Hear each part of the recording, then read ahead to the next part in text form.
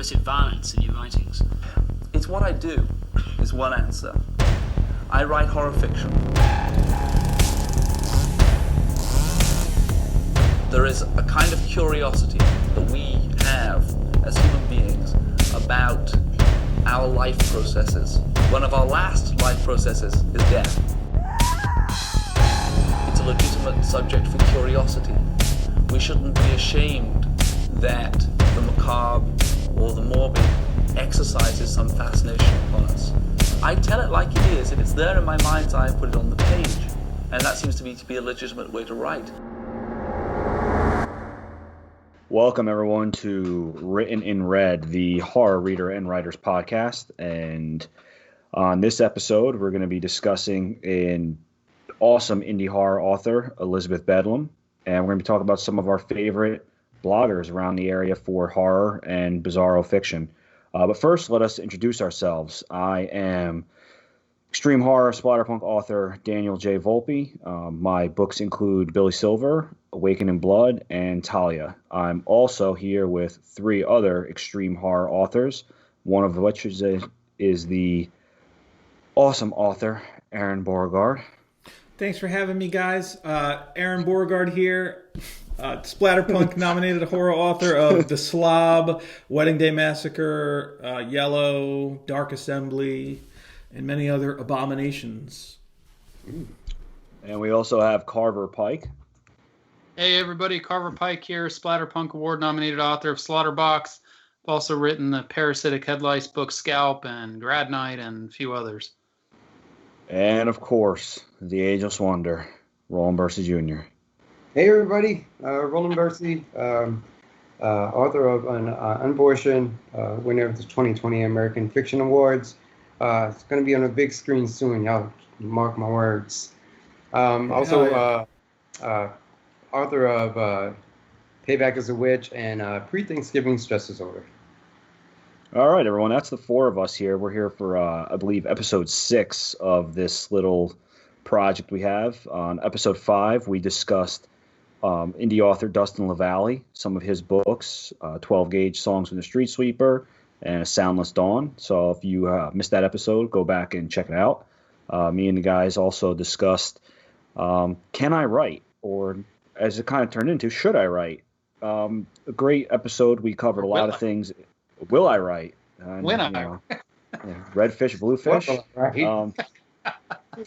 So that was a really fun episode. I had a blast doing that with you guys, and I think we got a lot of great content. If you are new to the writing scene and you have some questions, we definitely went over a lot of pertinent stuff regarding self-publishing, some small press stuff, editing, and whatnot. So that was kind of an encompassing episode.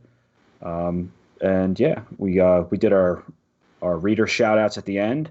So if you missed that episode, go back and check it out.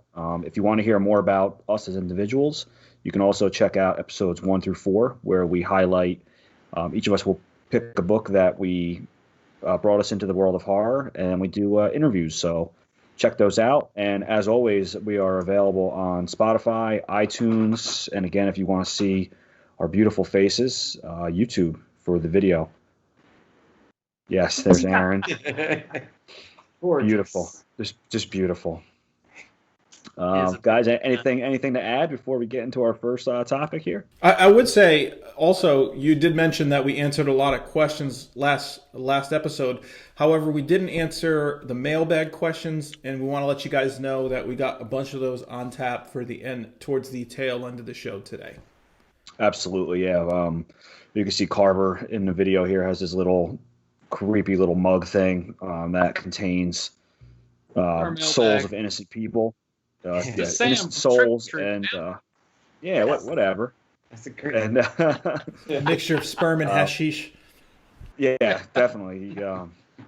That's called a West Virginia wine cooler. So he's going to be sharing that with us later on.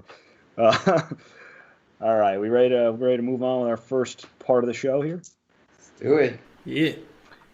All right, so at the beginning of every show, we like to try to spotlight a horror author that maybe is under, not as well known. Some of their work that we've read and just really enjoyed. And for this week's episode, or this week or this episode, whatever you want to say.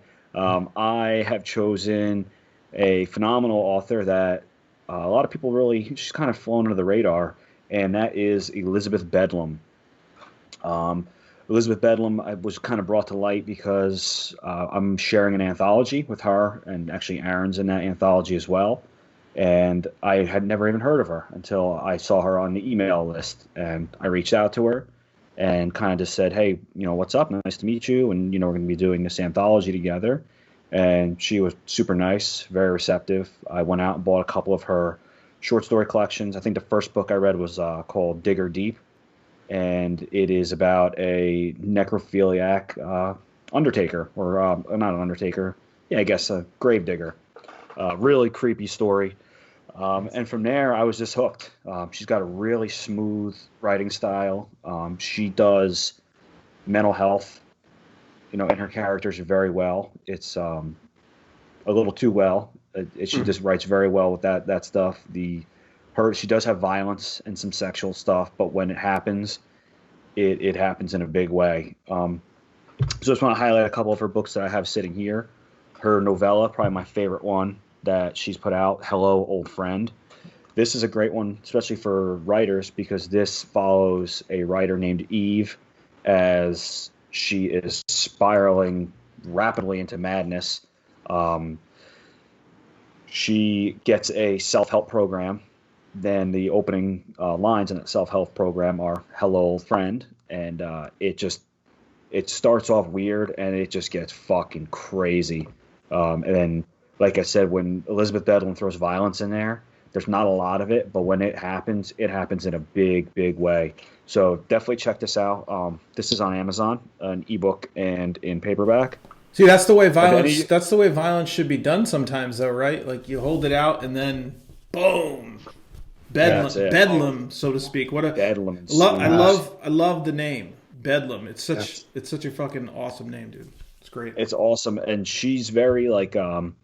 If you follow her on not Facebook, just on Instagram, she puts a lot of like cryptic, weird shit out there, like a lot of pictures and stuff, and a lot of like her author picture, like on this, it's kind of, just side of her face almost. On this book, it's like some old Victorian woman. So she's definitely an enigma. She's been alive for a while, Yeah, I think she might be maybe slightly older than Roland, but I'm not sure. The second book of hers I just want to talk about briefly is Scrape. So Scrape is fucked up, and I'll tell you why it's fucked up. I like that title, man. Scrape. Mm-hmm. Just the fucking title. She's got great titles, and her cover art, I don't know if she does it herself, but it's just this very vibrant, like, kind of colors and just weird overlays of certain just images. Like on the cover of Scrape, it's a hanger and a picture of a cat, and then it looks like a blood stain. So I'm sure, Aaron, you can probably throw up in the graphics, but this book is about fucking back alley abortions and the money being made on back alley abortions. And you're speaking Roland's language now. Yeah, Roland perked up there. Yeah. You killing a baby? Roland Bersie's on the scene. Yeah. So this book is about back alley abortions, of really fucked up mother-son relationship, which I know Carver always throws incest in every episode, so just want to point that out for him. No incest. just a really cool little novella. And the last one I'll talk about briefly is a couple short stories. And again, another phenomenal title, Puss and Lust. And if you could see this young lady looking into her undies there. How to see romantic. If she has any, it's what date night's about. But you could tell like she has a very vibrant, bright kind of cover here. This collection has story Cat Scratch Fever, which if you can kind of take a guess of what they're scratching, you'll figure that out pretty quickly. Kittens? Yeah, kittens. Aggressively scratching kittens. Worm Boy. Probably the most wretched, disgusting story I've ever read is one titled Rolling in the Sun. So if you only buy this book for that story alone, it's worth it. If you could find just that story by itself on Amazon, Rolling the Sun, it was like nauseating. It was so disgusting. And her delivery with her writing is just it's just great. So definitely check her out, Elizabeth Bedlam, on Amazon. She does have a website. I think it's right here. It's just elizabethbedlam.com. She has a lot of her stuff on there. She's open for emails. She has that on there as well, that she wants you to correspond with her. And again, on Instagram, just follow her there. She's definitely somebody to look out for. I think she's definitely a dark horse in our genre, because she's not very vocal. She's not out there. Even on the back of her book, she doesn't even have she very rarely even has like descriptions. She's kind of one of those hidden treasures that I want to see get some more attention. So yeah, definitely check her out, Elizabeth Bedlam. Yeah, when I was on Regina Watts's show there one time, that she was talking about Bedlam, and she relayed a funny story. I hope I get it right, but it was something along the lines of, like, we were talking about book banning and sort of some of our fears around book banning, and just that, like, if you say certain like sexual sort of deviancy in a certain way, like if the woman in the story is under control or doesn't like what's happening, that could be a reason why your book gets banned, or they pull it and they make you change something. So basically there was some fucking horrific scene where this thing is happening to this woman, and then, like, I guess it got banned from what Regina said, and she just went into the book and then put at the very end of it, and she liked it, and then resubmitted it, and then it went through again. That's what she said. Anyway, I just thought the fucking story was awesome, and I was like, yeah, dude, Bedlam. So yeah, I hate to to take away from that, but I was thinking that, like, a while back when I was writing erotica, a porn director reached out to me and wanted to know if I wanted to write some scripts for, like, her upcoming movies. And she started telling me she worked for one of the bigger companies. I probably shouldn't say it, like, on here, but they had so many rules and stipulations, man. And she was telling me that. She's like, you can't even have a husband, like, start to do stuff with a wife that's asleep, because it's not considered consensual. And, like, they'll rip it down, or they won't accept it. And I was just like, in the end, I turned it down, because I was just like, there were so many rules and stuff, and I just didn't have time. But like, listen, no incest. Fuck you guys. You know what? Go fuck yourself. And this is West Virginia. Anyone who hasn't listened to the last 2 episodes are like, I'm sick motherfucker. I thought for sure when you said a porn director called you, I thought they were looking for Roland's number. So you get the guy out there doing his thing with his red sheets here, ready to roll. Hello. Definitely, like I said, if you guys get a chance, the listeners out there, check out elizabethbedlam.com and follow her on Instagram and read her shit. It's good. You'll like it. If you like sick, perverted shit, then she's definitely for you. And if you read that line that says she liked it, just remember she didn't like it. No, she didn't. She was forced to like it. Start typing. I wrote Elizabeth Bedlam over here on the side, so I can look it up. So right, it's like you could just put a winky face at the end of the text every time.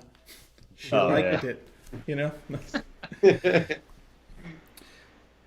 That's good stuff, though. So that was a great spotlight. I think Bedlam is definitely someone that people should check out more. I'm gonna check it out for sure too. I reached out to her and said hi, because I knew we were going to be doing this anthology coming up. Just a very cordial, professional, nice person. So I got nothing but good things to say, and best wishes on the future books. But let's get into the second part of the show, where we're going to be talking a little bit about promoting your books. So really what we wanted to do, though, because as we alluded to in last episode, right, we were talking about sort of creating an arc about how, the writing process. And we started it with how can I write, right? And so in upcoming weeks, we're hoping to sort of give you a little bit of an outline as to some of the other, how it's going to progress with these upcoming episodes. But this week, we thought it was important to recognize some bloggers and reviewers. And then, as we talked about, right, we also want to have horror authors on the show. But we do want to make sure that we've got a good, solid listening audience, and that we've put forth some material first before we start having people on. That way it's as fruitful for these authors as possible when we do have them on to interview, and they get maximum exposure. So if you're a horror author that has emailed us, don't worry, we have that stuff. We should have responded to you, but we will follow up, but we want to make sure that we're in the right position before we spotlight you, with an interview, if you're going to take that time and come and see us. But so today, right, we've got a few mentions that we want to make about different blogs, and these are all people that, they don't get paid to do this. They do this because they love horror, they love the horror community, and they want to see people like us and people like our peers succeed because, either, they believe in our work typically, right? That's usually what it is. And there's also a sense of camaraderie, We also are friends with a lot of different people. And I would say the people that I'm going to mention, I was not friends with them until they mentioned my work. I just wasn't aware of them. You know what I mean? But then as they mentioned my work, I sort of reached out to them and, thanked them. And, as you want to do if someone's going out of their way to spotlight you, I think that should be number one, right? If someone is going to go ahead and do a nice post and put a cool picture up about your book and take time to write about it because they felt a certain way, the least you could do is go ahead and acknowledge that and appreciate that, because if you're going to be doing self-publishing, that is a big part of your promotion and your exposure, and to not acknowledge that it's only going to be a disservice to yourself. So each of us have a few different people, and I feel like a lot of these people overlap, right? We maybe different. We've each interacted with them in different ways. But I'm just going to kick it off real quick and start with Mort Stone from My Indie Muse. And Mort he's a reviewer on the website My Indie Muse, which I would strongly recommend you guys check out. If you're a reader, you're going to see a lot of different reviews on all different horror material. They also have a crime section on the website and humor, and I believe they're going to branch out into other genres as well. But for the time being, it seems like sort of the granddaddy on the website is horror, and that's what they're focused on, which is great for us, right? And Mort, I'll give you an example. I met Mort, I first became aware of Mort when he read Die Tommy. He gave it 4 stars. He's always very honest with his reviews. He'll tell you exactly what he likes. And I noticed that, did you want to say something, Roland? No. I'm just thinking about something. Go ahead. Oh, okay.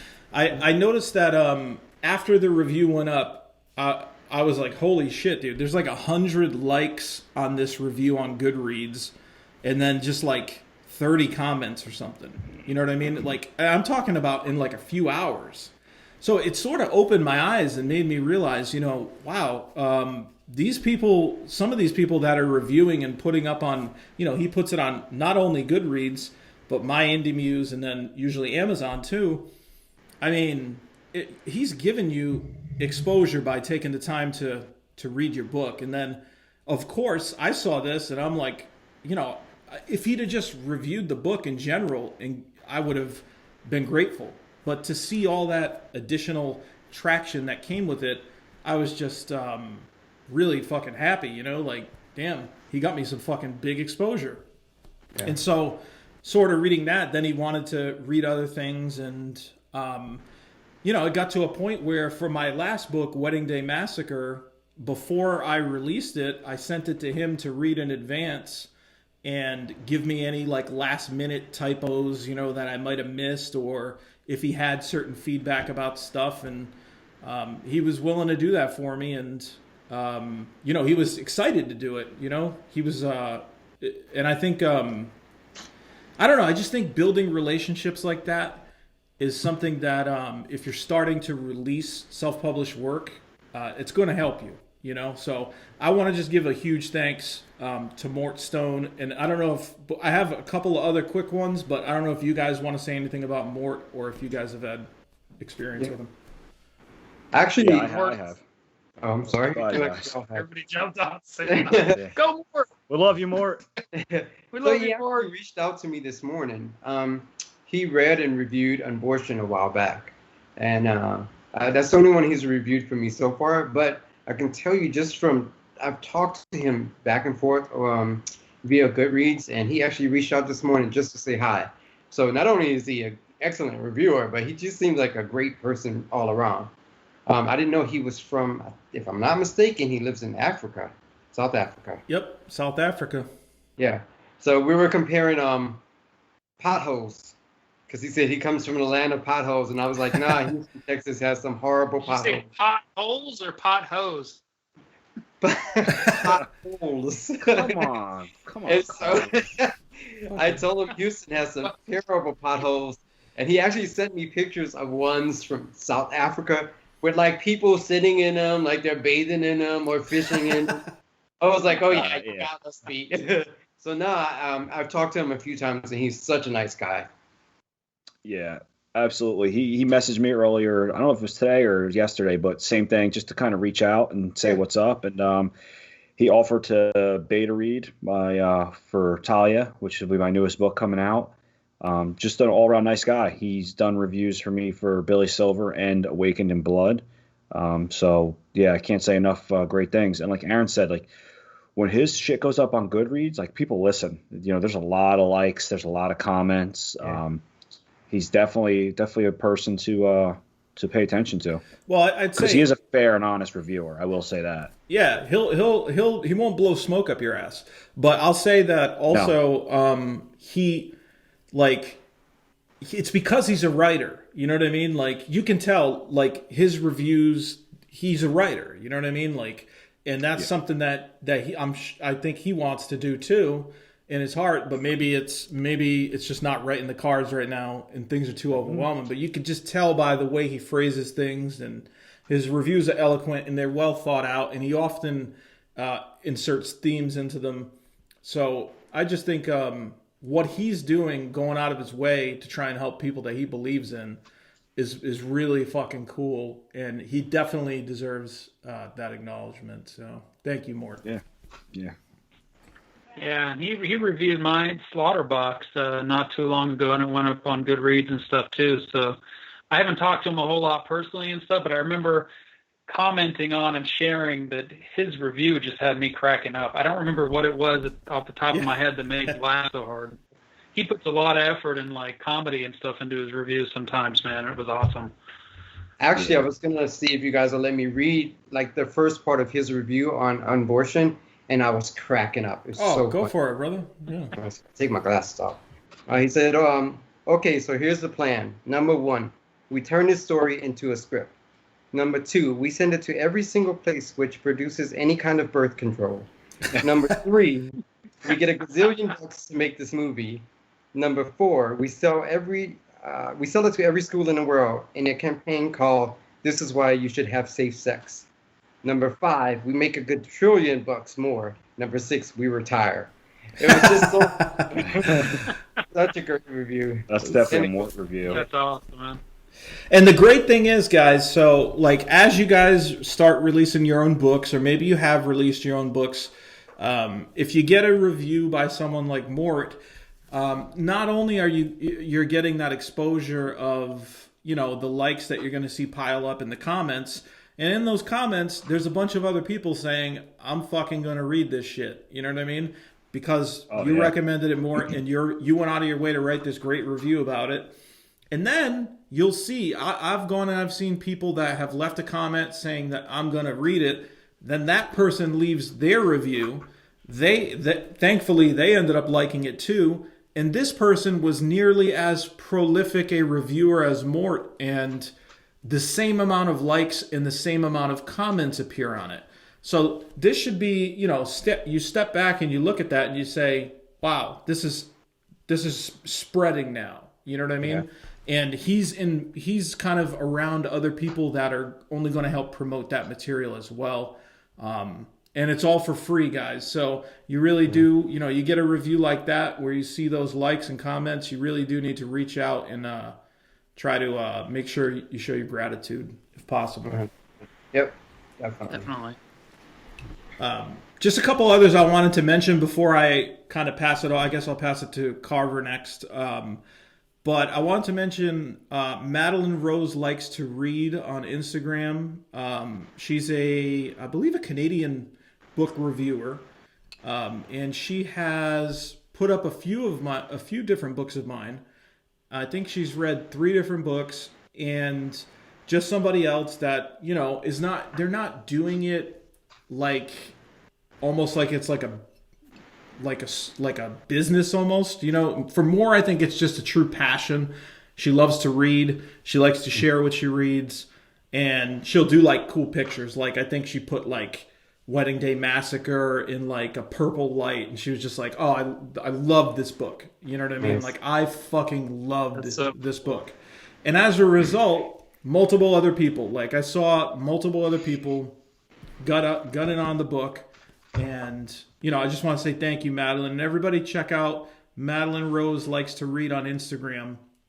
And then, I mean, what an honor at Carla's Corner. That's Carla with a K, Karlas, and the corner is Korner. I mean, they made their wedding announcement with fucking Wedding Day Massacre in their rings next to it. I mean, yeah, I saw that. That was amazing. She's awesome. Yeah, she's great too, and like she did a huge thing for me too. Like she took a picture from the interior of the slob and like put blood all over it, and then another picture of the cover. Like she really takes time and thought into her reviews, and as a result, other people say, "Holy shit, she put a lot of time into this," and like the things she's saying sound fucking awesome. Of course, they go and buy the book, and they like it just as much because a lot of these folks have similar taste in their circles, Yeah. But, I mean, to be included in somebody's wedding announcement for a fucking book about mass murder at a wedding, how fucking cool is that, dude? That's badass. I can die now, I think, Absolutely, that was great. So, just to recap for me, thank you to Mort Stone, Madeline Rose Likes to Read on Instagram, and Carla's Corner on Instagram. And Mort Stone is on My Indie Muse and Goodreads. Check him out. Make sure to follow his reviews, and make sure to follow Madeline and Carla's pages, because not just because they're putting my stuff out, but I see them put out a bunch of other cool shit. Like Madeline just read American Psycho, which we talked about recently on the show, and just like some other cool stuff. You're always seeing good stuff. I think Carla's put up some of your books too, Daniel, right? Yeah, Carla's definitely a reader of mine, and just a really genuinely nice person, nice to correspond with. So definitely check her stuff out, and I'm very happy for her and her engagement, and hopefully her wedding goes better than that in the story. I would fucking certainly hope so. But Carver, I'll let you take the floor now. I'd like to mention just Andy Carroll and Brandy Carroll, his wife, Brandy. I know Roland mentioned them in the last episode. But I didn't know, like you said before, I didn't know Andy at all until he started reading my stuff and sharing my stuff. And I've gotten the good fortune to actually talk to him. We've become really good friends. Kind of like Gary that I mentioned last time. We talk often. We shoot the shit and just kind of, just talk on the side and stuff like that. But he recently, so they have, not only does he has the andrewsreviews.wordpress.com is where he does a lot of his reviews at. That's his website. But he posts everything on Facebook and all of our groups and stuff like that. I know he's done a lot for you guys as well. Yeah. And he and his wife also run the Book Nerds Book Reviews group, but they also just started Horror Nerds, which is really awesome because The Book Nerds Book Reviews group wasn't really dedicated to horror, but they've been sharing a lot of horror stuff recently. And I think they realize that not all of the readers and stuff like that are really into horror. So they started the Horror Nerds group. And I know Brandy wasn't really into horror that much. She read Grad Night recently, my book Grad Night, and seemed to like it a lot. And I think she's starting to open her horizons a little bit to horror and stuff. I know they watch horror movies and stuff like that, but she's starting to get a little bit more into the horror books. So I thought that was pretty cool that together they opened a horror-specific nerds group, Horror Nerds. So for anybody listening, join those groups because I think Horror Nerds, I want to say, has like 200 people in it, something like that right now. Their parent group, I guess you'd call it, the Book Nerds Book Reviews, has thousands, man. I mean, that's a pretty big group. You guys are in both of those, aren't you? Oh, yeah. Yeah, Horror Nerds at 200 even right now. Have you guys gotten into the Horror Nerds one? Yeah. And I wanted to say real quick, too, because, I'm sure all of us would have said Andy, in our thing, but we kind of had to divvy it up and do different people. Yeah. But Andy's been incredible to me and nothing but a gentleman and just a true horror fan. And then Brandy has reached out to me on multiple occasions to acquire signed paperbacks to surprise him with and kind of brighten his day. And I mean, it's just great to see somebody that appreciates your work so much that it actually has an impact on their day. Like, things were kind of shitty, but now they're all right. I got this cool signed paperback and this bookmark or whatever. So they're both very, very nice people, very genuine. It's a rarity to get somebody that is just that transparent. And, I just want to say thank you to both of them. And we're going to have, I'm hoping that we'll have Andy on the show down the road once we get, like I said, we get our legs a little more and then we get having some people on. So just real quick with Andy, I just want to mention that at 12:16 a.m. this morning, Andy Carroll messaged me on Facebook about how excited he was to see that my new book Talia was coming to Godless. I sent it to Drew Stepik, the cover art with Talia licking the razor blade, and Andy, who is on the Godless hype horde. If you see him on Facebook or Instagram or anything, he's constantly out there posting stuff for Godless and all the other horror sites. He was so excited. He messaged me at midnight, and just how excited he was about it. And that is a true fan. Like that dude is on top of it. He is just he's excited. He's a true fan of the genre. He not only that, but he finds Easter eggs in your books you don't even know you put in there. Because he would message me shit about my books, and he's like, "Oh man, I love how you did this, and it alludes to this, and that." And I'm like, "Nah, man, like the character just like black." And he's like, "Oh, really?" And I'm like, "Yeah, sorry, like, sorry to fucking burst your bubble."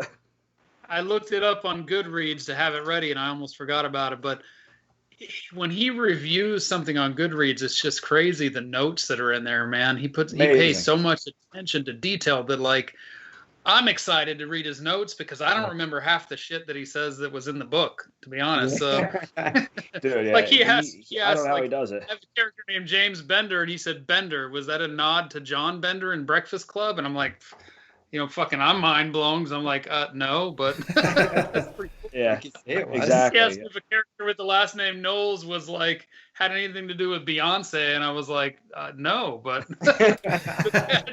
yeah. But Andy, he's spot on with about half of his notes here, man. The shit that he catches is just crazy. It's awesome. Yeah, he's a great reader and definitely a great reviewer and a great friend, and Brandy as well. They, like Aaron said, they reach out for some signed paperbacks and just they truly appreciate what we do, and we definitely truly appreciate what they do. 100%. Yeah, definitely. Yeah. Randy's actually friends with Jules, so they talk sometimes on the side too. It's pretty cool. Oh, Nice. I mean, it's fair to say that, like, without people like them, we don't exist, No, Like, Yeah. absolutely not. So, Absolutely not. So I guess I'll go next. All right, well, go ahead, Roland. Oh, all right. Unless you want to. Because No, I'm a go gentleman. ahead, have it. All right. You are a gentleman. And a scholar. You're a gentleman. So, I'm sure everybody knows this person. She is lovely. I mean, I talk to her daily. Candice Nola. She is the creator of Uncomfortably Dark website. And when I tell you how much work this woman puts into her reviews and her promotion of indie authors and horror authors, it is unbelievable. I don't see how she has time for life. She showed me a picture of, she has a complete board, whiteout board, dates, books, times. This is her review, a calendar with, it's insane. I've never seen this before. And not only, honestly, I'm like speechless when I talk to her. And she's, the speed at which she reads is astounding. So I have to mention Candace. And not only is she an awesome blogger, but she is a talented author. She has two books out. One is called Breach, and the second one is Beyond the Breach. And I've read Breach, and it's like a cosmic fantasy horror. And she's so smart that it just comes across in her storytelling. The story jumps off from page one, and it does not let up. And I think she has a new book coming out in March, or let me make sure that's right, the end of June, called Hank Finn. So I just have to pay homage to Candace and just at how amazing she is with what she does for the community. And it's completely selfless. Like, she does not get paid for this at all. And for the amount of work she puts in, she should. So I know you guys know Candace, right? Incredible, dude. Like, I'm again, yeah, it's another person that's like probably we can each say something about, I feel like. But I think the first interaction I had with Candace was I saw like she had been posting stuff for Uncomfortably Dark, her blog, and I had posted something about the slob, and she just reached out and said, hey, you know, I'd be more than happy to read it and do a full write-up for it. You know what I mean? Just like, hey, I just want to help. Just let me check it out, and I'll put you over, and if I like it, obviously, because she's honest with her reviews too. She's going to tell you what the deal is. But and then, I mean, recently she reached out and bought signed paperbacks, and then takes it upon herself to go up. She's built up a TikTok audience that's over like 2,500. So I think maybe we can, at some point when we do like advertising, maybe we could leverage her to talk about, I know you've done some things with TikTok too, but maybe the two of you can give us some notes on that. But I mean, she just put a whole bunch of videos together of my books with music and fucking effects, and just like, hey, Aaron, check this out. Like, for nothing, dude. Just because she wants to help, dude. Yeah. And that's, you can't beat that, man. That's she's a tremendous asset to the horror community. Yeah, she's just definitely a genuinely nice person. Like you said, she just wants to help. Like, she's always putting herself out there. I always see her TikTok videos and stuff about, you know, with other people's stuff, and she just does a great job with her blog. She recently reached out to me to get a signed paperback, and she's just a fucking nice person, and I just can't say enough good things about her. You know, and I hope that. You know how though, Daniel, like that, you know that she's just like super nice, is like she literally promotes everyone else like 10 times more than herself. She's a fucking writer, dude. Like, as a writer, most writers are putting their shit over as much as they can. She's just promoting everybody else. Like, that's selfless. She's the person in the crowd that says, like, I don't care who wins, I just want both teams to have fun. And she's just she's awesome. So definitely check her stuff out, definitely. All right. Anything else on her, Roland? I know she's also, just one last thing, I think she's also doing editing now. So personally, me, I go to like Fiverr for my editors, but I know Candace, and I know Candace is hella smart, and she's gonna be honest. So Candace, I'm coming to you for all my editing. Yo, hot scoop on Roland's new editor. And she's also very attention to detail. So I imagine that she's going to be great at that, you know? Like whatever Yeah. she does, she goes 1,000% in. So Committed 100%, 1,000%. Yeah. So, what about you, Daniel? All right, I'm actually going to talk about two because I had another one that popped into my head while we were discussing stuff. So the first one I want to talk about is another. She's an author as well as a blogger, and that's E.B. Lunsford. Um, she's written the opening book of a great series of Haven and Hell, and a great apocalyptic kind of zombie series. And she has her blog. I think it's just called eblunsford.com. And if you check her stuff out there, she just does great reviews, does great write-ups. I think she was the first one to do an interview on me, and it was kind of when we talked about reaching out to your peers, it was kind of one of those situations. I kind of reached out to her, and I'm like, hey, have you ever thought about doing author interviews? And she's like, yeah, I am interested. So she sent me some questions, and we got together, and we talked about some of this stuff, and it just went on from there. Another person who I've corresponded with, she's just super nice. She does editing on the side also. I had her take a look at a couple short stories of mine before I submitted them to some smaller anthologies. And she's definitely a talented author. Definitely check her stuff out on she's on Amazon and eblunsford.com. Check her out. And I think it's there's no D. It's just LUN. Yeah, Lunsford. Yeah, there's no D in there. Do you guys have any interactions with her? Well, she, like Mort, is doing she's working with Indie Muse too. So, yeah, she's reviewed a couple of my books and done an interview, and she's just amazing, man. She really is. She's awesome. Yeah, I had a great interaction with her. 100% professional. She reached out and said, "Hey, I've seen a lot of posts about the slob. I'm planning on checking it out." Well, actually, no, I think she had checked it out already. She said, I checked it out and I wanted to do a post for my blog. And I was like, holy shit, that's awesome. And then she's like, do you mind if I use some of the illustrations in it? She just wanted to get permission to use some of the illustrations to kind of make the blog pop a little bit more. It's kind of cool if there's a few pictures thrown in there.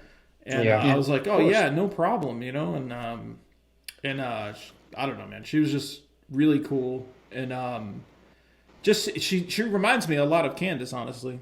They seem very similar. They're both kind of into editing. They both are selfless and seem to promote other people more than themselves.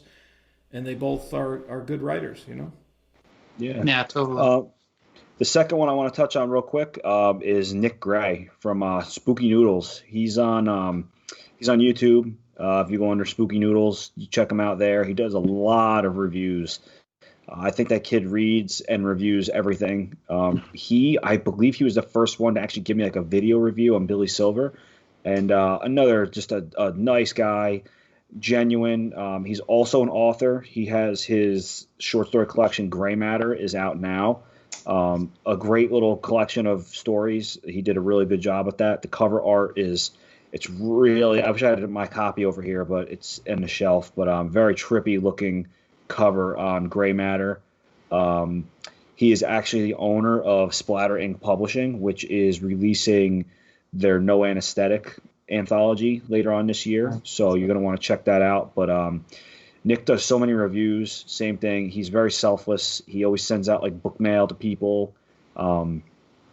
He's always out there helping you promote your stuff. And he's just another genuine horror fan, and his channel Spooky Noodles, he just has a lot of, I think he just hit 300 subscribers the other day, so he's I know he was offering up a giveaway, but definitely check him out if you want to hear some of his takes on some horror books.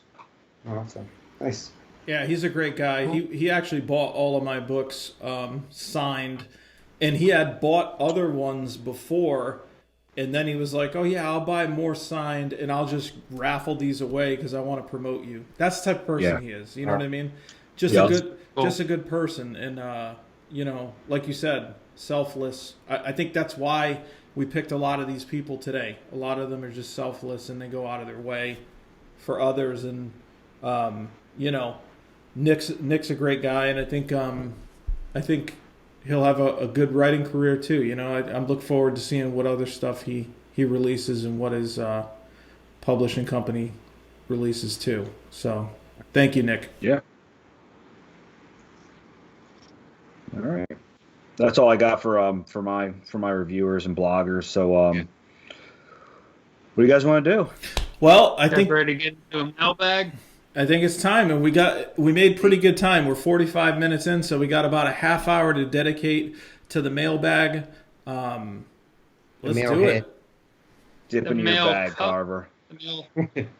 Sam, man, from Trick or Treat. You guys seen Trick or Treat? Tell me you've seen Trick or Treat. Oh, I love first. Trick or Treat. I knew what it was. All right. Daniel? I've never seen it. Really? What? Oh. Dude. No. It's an awesome, Give him a anthology hard type time movie. like y'all gave me a hard time for not seeing American Psycho. Go Hey, Late- fuck you, Daniel. Yeah, fuck it, Daniel. God Trick damn or it. Treat, Fucking man, piece of Sam. shit. Hang my head. Let Halloween-based Part 2 me put my- is supposed to be on the me put way. my sweet Camp Crystal Lake hat in front of my face. You can't see me. Well, you've made amends with your Crystal Lake hat. Just a little bit, though. Or whatever you said. That's fine. Whatever you said. So as I said in the last episode, the new mailbag that we're doing is we're not just accepting email questions and then doing them in the order of appearance that they show up in our email, whatever. So we're actually putting them into the Sam from Trick or Treat, Daniel, cup, and then pulling the questions out randomly. So you never know. You might put your question in right now and it's on the next episode. I mean, it's just a question of chance, right? So now this gentleman submitted quite a few questions, so it's a little more than chance. I'm taking my glasses off for this one because, dude, I'm so sorry, man. I'm the worst at fucking names, and I'm totally going to fucking butcher it. I'm actually going to show it to the screen in case I say it wrong. But here we go. From Hendrik van der Westhuizen. To all of That was us. great. Whatever you great. just That was said. pretty fucking good, wasn't it? I'm impressed with Yeah. myself. Why do you think people enjoy horror, and more specifically, extreme horror? Anyone want to take that one first? Why do you think people? I'll jump. Go ahead. I'll jump on it first. I think people enjoy horror just because of the same reason why people enjoy roller coasters. There's that rush of adrenaline when you read something that's truly fucked up, and I think that's probably why people like the extreme horror aspect of it. Is when you open a book from an author that, especially one you're familiar with, and you know you're in for a fucking ride, it's going to be graphic, it's going to be violent, it's going to be brutal. Some of it might have some horror, or I'm not sorry, humor, like in Simon McCarthy's books. You know you're going to get some graphic, gross ass shit, but there's going to be that level of humor in there that only the Aussie sicko himself can provide. So for me, I feel like people gravitate towards horror just because they like the adrenaline rush of it and just that feeling of, that sickness of it. So that's my take on it. I think also people are sick and tired of this watered down horror they give us every day on TV, like the Freddy Kruegers and the Michael Myers. They have their market and they have their niche. They have, you know what I'm talking about. But people are sick of seeing that kind of stuff. So I think, or reading that kind of stuff even also. So they want to read the more extreme stuff, things that are going to make them be like, what the fuck did I just read? I mean, I think that's what attracts me to it. So that's my opinion. I agree with both of you guys. And I think I would say, like, I want people to pick up extreme horror because they don't know what's going to happen. Because there's a phrase I like to use a lot called no boundaries. I like often say my writing has no boundaries. You do not know where it will go. Nothing is off limits. You know what I mean? Yeah. And I think that's what's appealing with, if you're talking about specifically extreme horror, is the fact that, man, I really don't know where the fuck my mind is going to travel to for these next few hours while I read this story. You know what I mean? At least that's why I love it. And just horror in general, I don't know. I think there's just some people, it's like in the intro to our show, right? Clive Barker talks about people have a morbid curiosity. And some people will try to shame people for having a morbid curiosity and say it's not right. But you know what? That's human nature. And whether you're showing your morbid curiosity like a badge of honor or it's hidden inside you, it's still there. Everyone has a morbid curiosity. Yeah. You know, I think people like horror and extreme horror for the same reason that I like revenge stories. Like, if you've never read a Stephen Hunter book, he's the one that wrote Shooter, the TV show and the movie and all that stuff.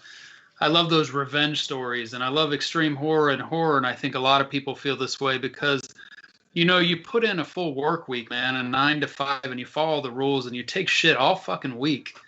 And there's just shit that you wish you could do that you know you will never fucking do, ever. But you can crack open a horror novel or extreme horror and just see somebody get fucked up and pay back for their sins, you know what I mean? Their evil that they've put forth all week to people like you, and now it's your chance to read about it. So to me, I think that's a good reason why people like horror and extreme horror. Is it's just there's stuff on that page that they know will never come true, but they can indulge in it and have a hell of a time for, you know, however many hours it takes them to get through that story. Yeah. So therapeutic in ways, right? Yeah, exactly. I'm sorry. What was the name of the question there again? Yeah, you cut out. Your audio cut out. I didn't hear you. Just the name of the gentleman that asked the question, please. The gentleman. Fuck you. One more time. Okay. I know what you're. No, but what's his first name? I'm sorry, I truly forgot. Hendrik van der Westhuizen. That's what I thought. I will quickly give a shout out to Hendrik because I have had a few different interactions with him on Facebook, and he is a writer himself too who is trying to achieve his horror goals. That's why he's asking these questions. He's curious about what makes us tick. So thank you, Hendrik. Continue to pursue your dream and write that horror, man. Keep it fucked up, and we'll be here to answer your questions. Asking us questions. Oh yeah. Yeah, keep asking us questions. So, totally. You guys want another one? Yes, yeah. Please. Let's see. Oh, this is a big one. That means I'm gonna have to read a lot. See this? Take my fucking glass. Don't make fun of me. I can't see with my fucking glass. I can see you guys, but I can't see the fucking glass with my glass. Everybody likes the big one. Woo, this is a long one. This is from Nicholas Gray. Your boy, Nick Gray. All right, Nicholas Gray, this is to all of us. I'm going to read the whole email, okay? All right. He said, hey, first off, I loved the first episode of the podcast. I had a ton of fun tuning in and listening to you guys talk horror. Clive Barker's Hellbound Heart is an all-time favorite of mine. So I have a question. My question is, how do you guys write depraved scenes that may upset a certain demographic of people? I am currently writing a story that delves into a dark subject matter that may disturb readers. I want to know how you guys get through difficult-to-write scenes that you know are going to upset the readers. Do you ever consider what someone may think? Like, when someone negatively reviews your story because you killed a dog, does it upset you? Or is it not giving a fuck the key to writing an extreme horror? LOL. I know some subjects are sensitive and should be dealt with respectfully, but don't you think pushing the envelope is what horror is all about? So how do you handle the sensitive topics? Also, how do you sick individuals go to sleep at night? LOL. And by the way, I love extreme horror. I hope to one day write a really good extreme horror tale that will knock y'all's socks off. I hope all is well and you guys are having a great day. Your sick-minded friend, Nicholas Gray. Oh, good one. Well, thank you, Nick. Ooh. I think you will definitely write that extreme horror, man. It's going to come to you, and then you will funnel it out into the computer in front of you, and you'll get there, man. You know, if you're wondering about getting through tough scenes, I would say just remember you're writing for yourself. Me and Daniel were talking about this earlier today. You shouldn't be writing for anybody else. There's about fucking, I don't know, billions of people out in the world. How are you going to write a story that caters to every single one of the same person? You cannot. It's a futile. It's an exercise in the inane, dude. You just need to write what is from your heart and worry about the repercussions later, because any press is good press, baby. Yeah. Yeah. Yeah. I wholeheartedly agree with you on that, Aaron, and the fact that, like you said, we talked about this in the one episode. We talked about trigger warnings. Everybody has different triggers, and some things will fucking bother people, and some things won't bother them. And like we talked about earlier, like I write for myself. I write the fucked up shit, and it's fucked up. But unfortunately, a lot of the stuff that we write is true. Aaron, you do a lot of, human-based reality horror.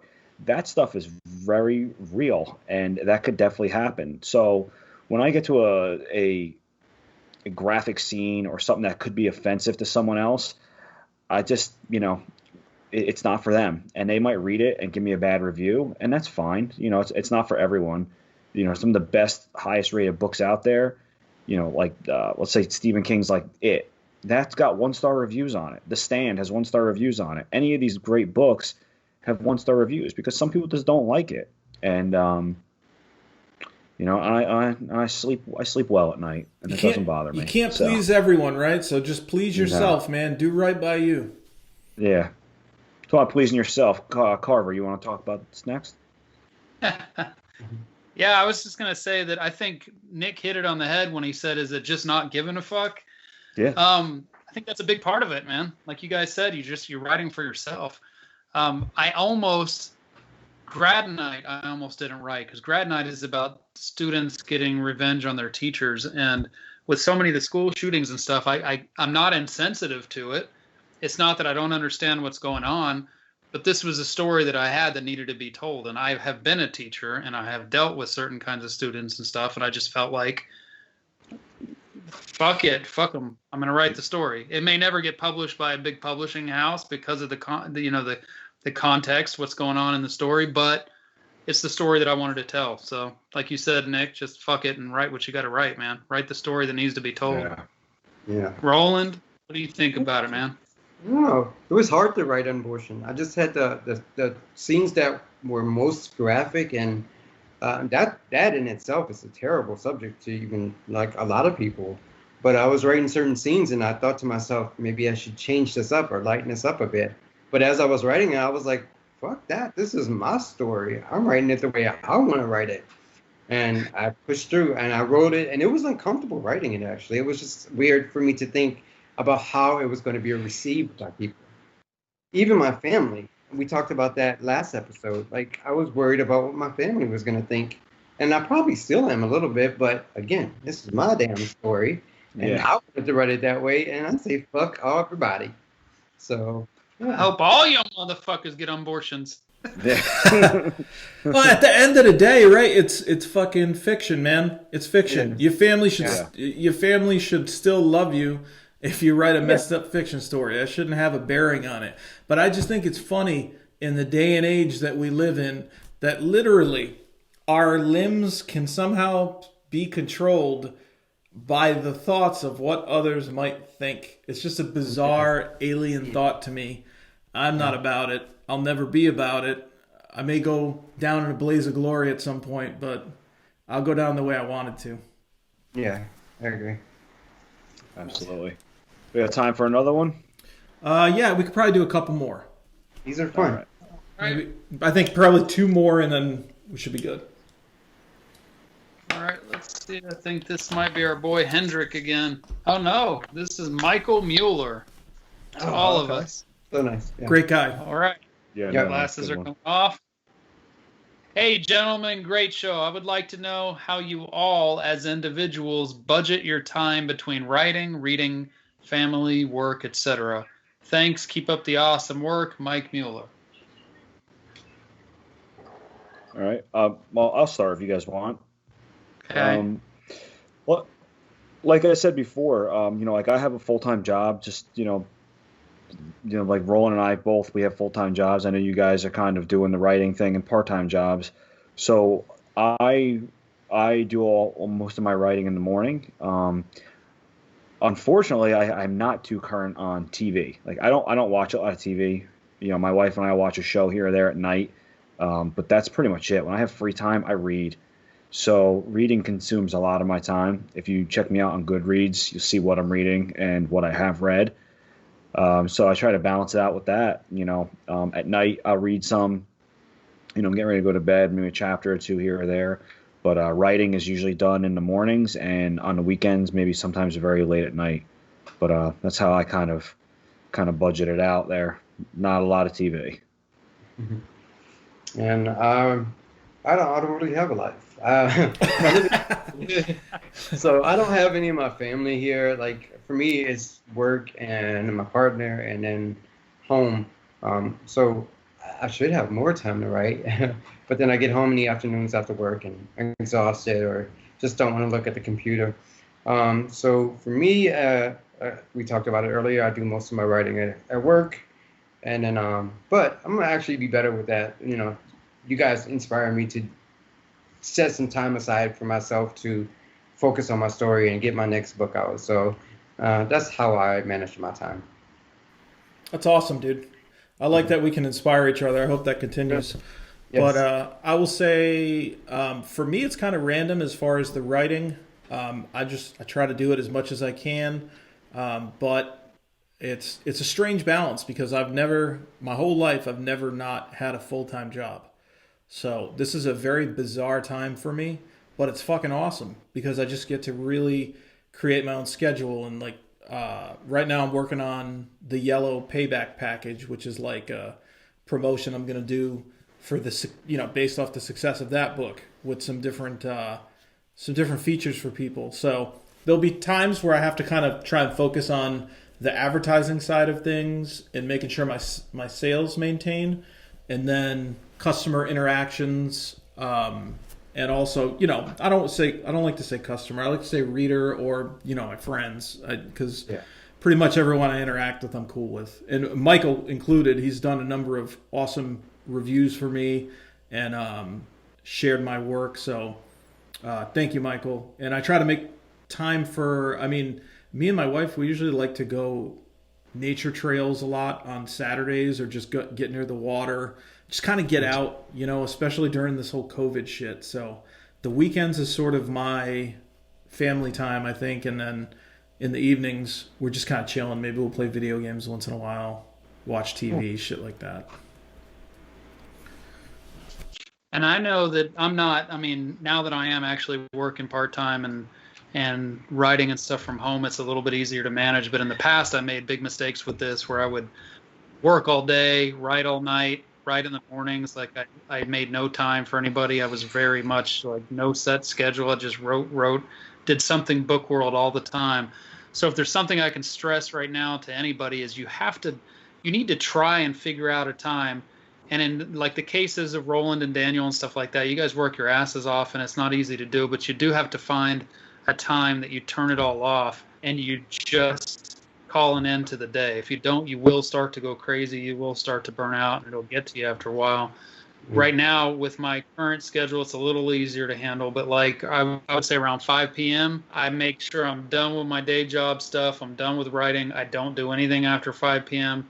Now, I might check my phone from time to time, but I pretty much turn it off from 5 p.m. and I do get some TV time in and stuff like that. And then on the weekends, I really try not to touch it. Like I've spent so much time, man, and so much over the different pen names and stuff. I have really spent way too much time and effort into stuff that didn't need to be taken care of right then.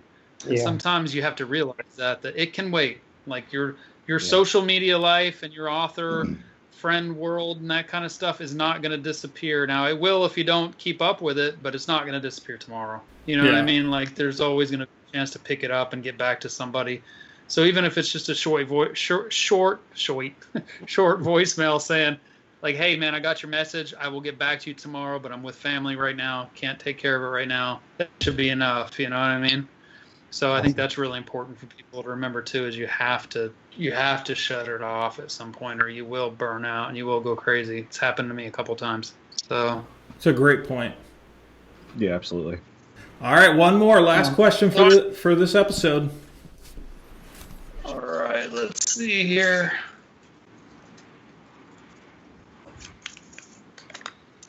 All right. This is from our boy Hendrik. I'm just going with Hendrik. Should horror be synonymous with unhappy endings? Do you prefer happy or unhappy endings in horror? I'll go first. I prefer unhappy because as you guys know, you probably know why, you could deduce it. I am a more reality-based horror writer, a very human horror writer, and I think that more often than not in life, it's an unhappy ending. All right. Yeah. It's as simple as that for me.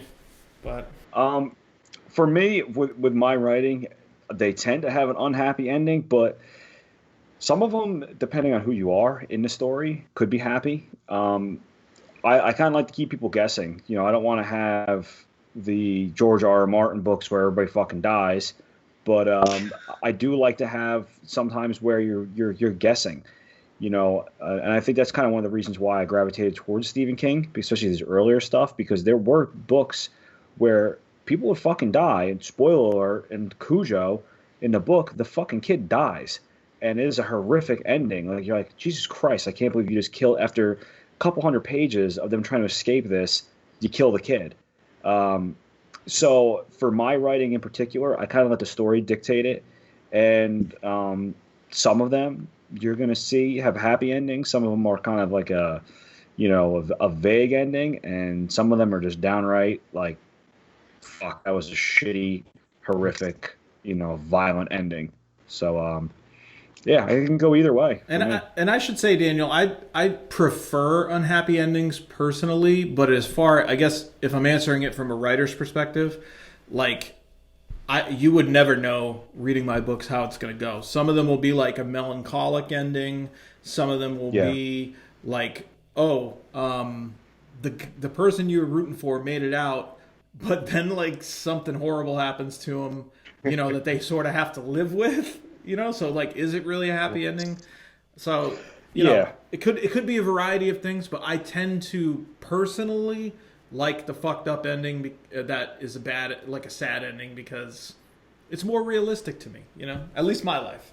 Well, in Yellow, without spoiling the ending, like, I thought Yellow had a fucked up ending, but it was a happy ending. It was a happy fucked up ending. That's what I thought. Like, yeah, like, I read it and I got to the end and I'm like, damn, that was really fucked up, but there was no other way you could have ended it, and it was happily fucked up, I guess you'd say. It was a great ending, so. Thanks, man. For me, okay. Do I prefer happy or sad?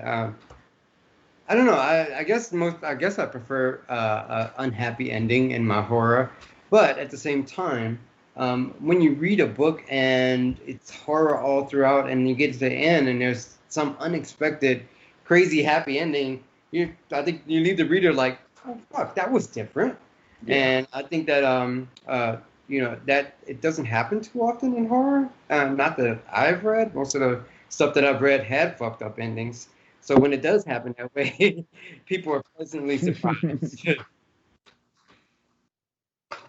See, I think the story definitely dictates it. I mean, I kind of do both, back and forth. A lot of times what I'll do is, sometimes I'll have a happy-ish ending, kind of like what Aaron was saying. And then something will happen that leaves you thinking, kind of like the old Friday the 13th and shit like that. There's always that last scene that you're like, fuck, is there a sequel? I like to do that sometimes. Is there 15 more sequels? I got to say, as a reader, I tend to like the unhappy endings, because I kind of get annoyed sometimes. There are certain authors that every book is going to be a happy ending, and you know that going in. And those authors I tend to not read as much, because I don't really want there to always be an explanation, a flowery ending. And this is my author bio, and it kind of comes back to this to me is, when I was a kid, I would watch Scooby-Doo. I'm sure we all did, a certain version of Scooby-Doo. And it used to piss me off to no end that every fucking time they would just rip the mask off, and it was like the fucking maintenance guy or the guy that like mowed the lawns and shit. I'm like, why isn't there a fucking ghost? Like, why can't there just be a fucking ghost that's like butchering people? Like, why does there have to be a fucking happy ending? I don't want to know that you pulled 8 masks off and it was Henry the fucking chef. You know what I mean? I want to know that it was just, I don't know, fucking Jason Voorhees, man. Sometimes people are just fucking sick and they kill people, and I'm okay with that. I don't always want it to be dumbed down. I think with the Scooby-Doo thing, though, it might have been because it's a kid's show. Well, fuck that. Fuck them kids. Fuck Kids need to learn how to take a fall. I want a murdering ghost. Send them babies to Roland's house. At like 5, I was like, really? This is what we get? This is what we're going with? Fucking aerobics instructor? No. All right. Well, incredible Some excellent questions. There's still more on tap, but unfortunately we are out of time for this week. We've crammed about all we can into this episode. There's a lag on the video, and Carver looks extremely disturbing, like just rattling shit off right now. This is incredible. But we will be back in 2 weeks with another episode. And Roland, I know you had a book in mind that we might need to discuss. There's some exorcist shit going on over there, dude. So, don't hold me to this. I think that I will be discussing The House by Edward Lee, which has the pig and the house in it. So I think that will be my book for discussion next week. Nice. In 2 weeks. Next episode. You know what I'm talking about. Listen, if Roland says it, you guys listen, all right? So you even got a chance to get a jump on the fucking book this time. So you can go ahead and check it out if you guys want in advance. We do want to go ahead and plug our information, but as we said, we're going to be recognizing one reader each episode. I'm going to go ahead and do the honors for this one, if you guys don't mind, if there's no objections. No, go ahead. Yes, please. I want to go ahead and give a big thank you to Michael James, great horror reader and participant in the horror community. All the kid does is support horror and share stuff, and he's reached out to me on a number of occasions. He goes to conventions, the whole 9 yards, and I really just want to say, thanks to him for reading essentially all my work. And also, I had a conversation with him because, I don't want to put him on blast, but I'm sure he don't mind me sharing that he is aspiring to potentially write something. He's sort of trying to figure out what he wants to do. And actually, the conversation I had with him inspired the concept for last episode, the Can I Write episode. So, Michael, I do hope you continue to pursue. Hopefully, you'll continue to listen to the show, and we can help out however we can. And we just want to thank you more than anything, though, for being a great supporter of the horror community. Absolutely. Yeah, Mike's a good guy. Yeah. Definitely a supporter. So, and I'm Aaron Beauregard. You can find my shit on Amazon and Godless. You can hit me up if you want a signed paperback. I got... I usually do little different package deals with like magnets with the artwork of my books and stuff, bookmarks, all kinds of cool stuff. So just holler at me if you guys are interested. Awesome. I'll go next. My name is Roland Bersie. Always hit me up on Facebook. I'm always willing to chat with anybody. So if you ever want to say hi, send me a message. You can find my stuff at RolandBersieJr.com, also on Amazon and Godless and Barnes & Noble. How the hell that happened? Yeah. All right, Daniel Volpe, Daniel J. Volpe online. Find me on Facebook, Instagram. Instagram is DJ Volpe Author. All my shit's on Amazon. I got ebooks on Godless. And just before I go off, just one more time, I just want to just plug our book of the week, our girl of the week here, author Elizabeth Bedlam. Check her out. Hello, Old Friend. Then you got Scrape, another great one, and then her collection that I read, Puss and Lust. Check her shit out. Also, she's on Amazon as well. Carver, take us home. Play us out. All right, I'm going. You can find my is your demonic possession done? I'm sorry. Am I lagging again? What? You're fine. I'm just kidding. You can find me at carverpike.com and all the social media sites as Carver Pike. My stuff is also on Godless, and it's starting to go wide, so you'll find it on Amazon and Barnes & Noble and Kobo and all those places. And like Aaron said, if you want a signed paperback, you can get in touch with me. I'm very active on Facebook, so just hit me up with a direct message, and we'll set that up. Awesome. Great job with the mailbag, Carver. And thanks, Daniel, for the book of the week. And until next time, everyone, keep it 100% horror.